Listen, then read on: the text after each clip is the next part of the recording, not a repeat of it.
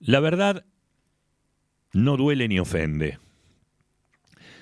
A pesar de que, como insisto, en programa tras programa hay algunas ideologías cada vez más instaladas que consideran que es imposible dar verdades absolutas, que todo depende de una construcción. Bueno, con la verdad no debe doler ni ofender.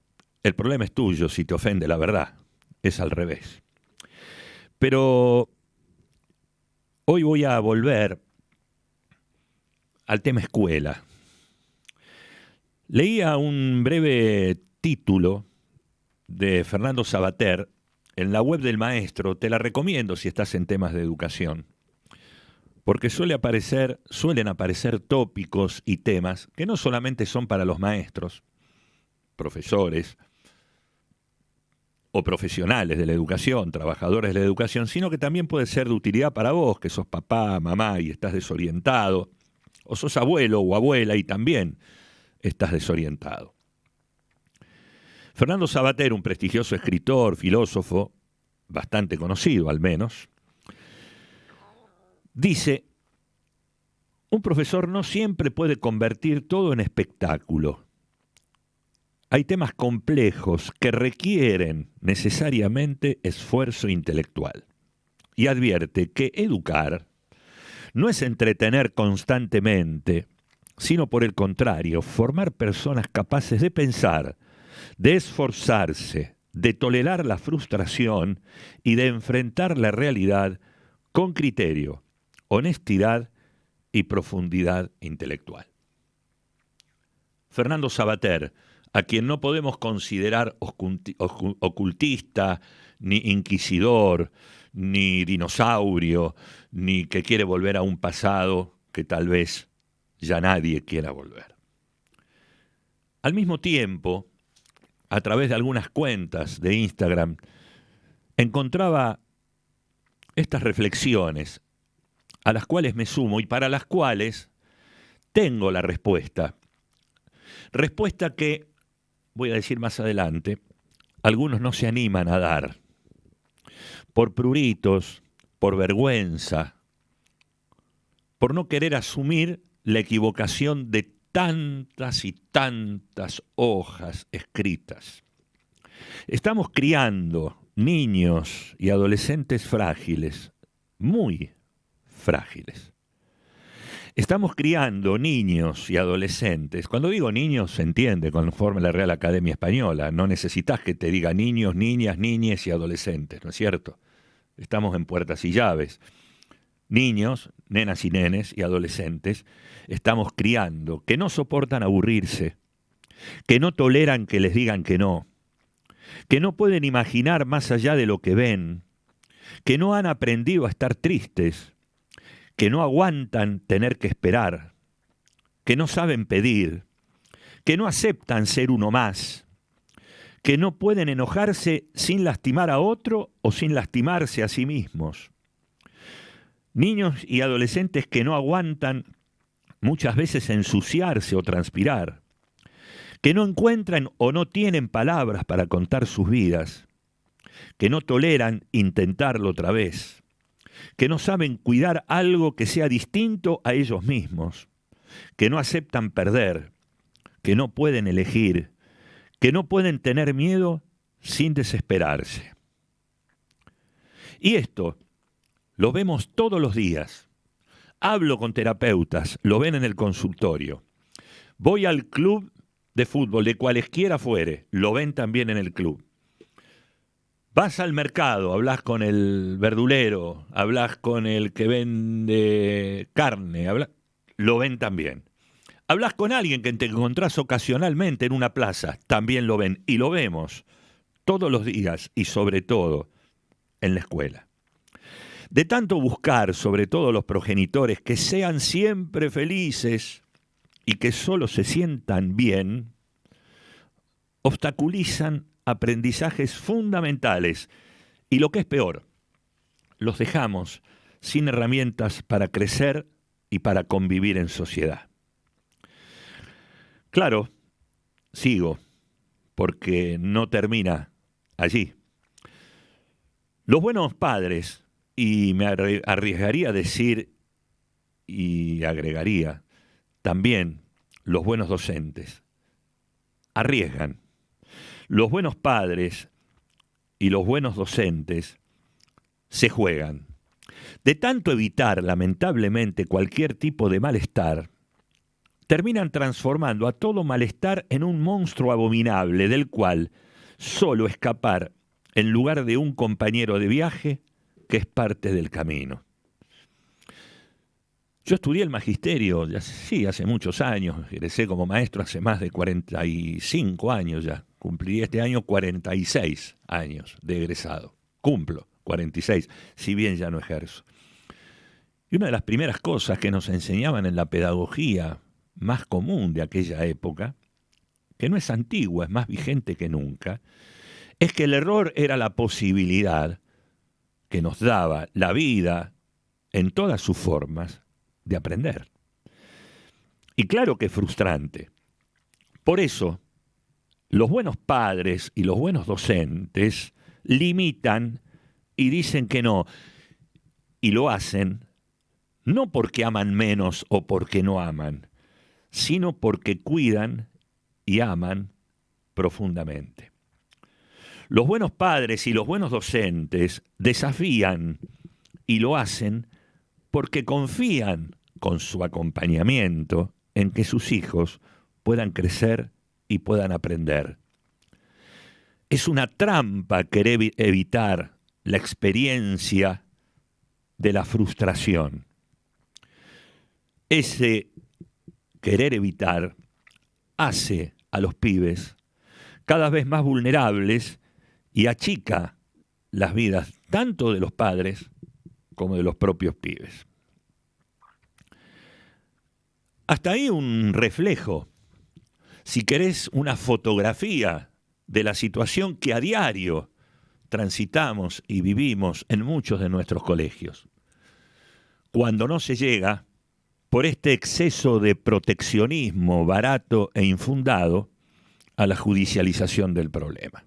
Me abstengo de eso y dejo de lado mi otra profesión.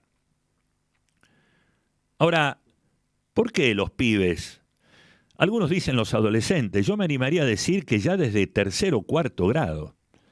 Escuchar en la boca de un pibe de tercer grado del primario, aquí en Argentina, 8 añitos, 9 como mucho, decir que está estresado, decir que no encuentra el camino para lograr comprender una determinada situación familiar, o una de dos, o crees que lo estás haciendo crecer de golpe, o la verdad es que le estás arruinando no solo la vida presente, sino el futuro.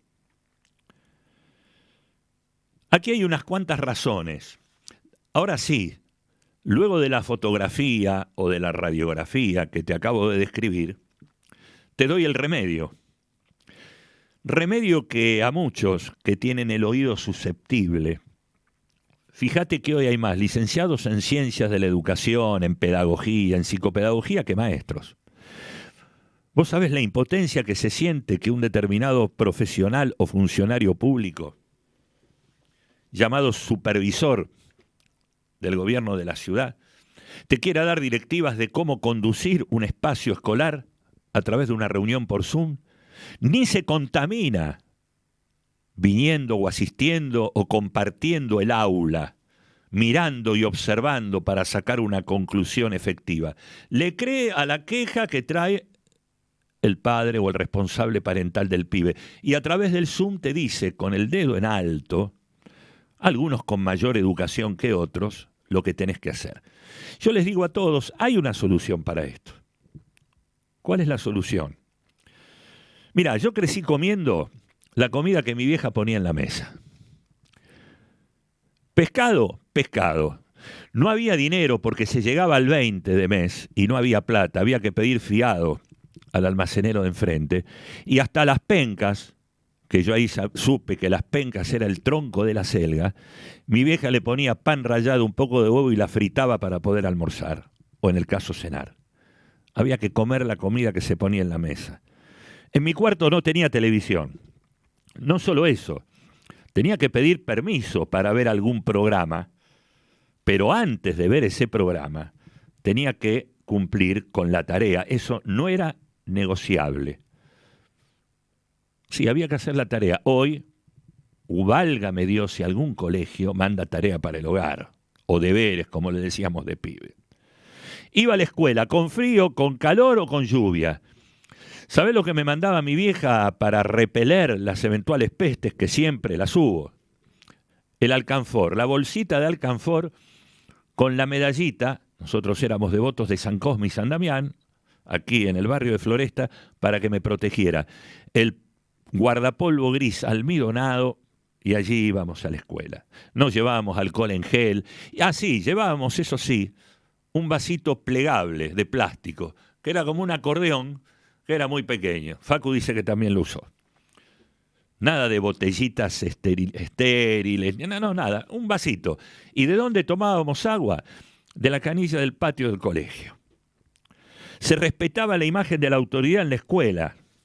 Cuando entraba el director, hablo del primario, también en el secundario, cuando entraba el director en este colegio parroquial, todos nos poníamos de pie y decíamos, Ave María Purísima, buenos días, señor director. Y nadie se sentía aplacado, obligado, torturado.